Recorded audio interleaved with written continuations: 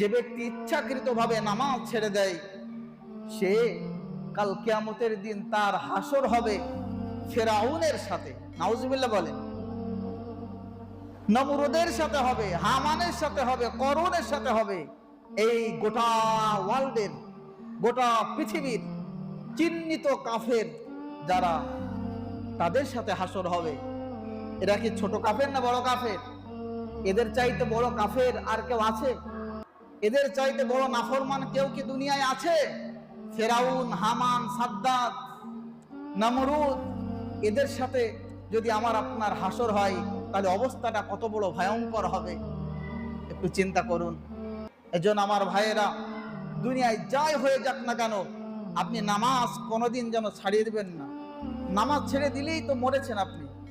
নামাজ ছাড়া মানে আপনার জাকাত, হাজার লক্ষ কোটি টাকা জাকাত দিলেও আপনার এক ওয়াক্ত নামাজ ছেড়ে দেওয়ার পাপ কোনোদিন মুছবে না। আপনি খুব দান করেন, টাকাওয়ালা মানুষ, কিন্তু অথচ আপনি নামাজ পড়েন না, আপনার ওই দানের কোনো অর্থ নাই, কোনো মূল্য নাই। এটা হাদিসের মধ্যে এসেছে।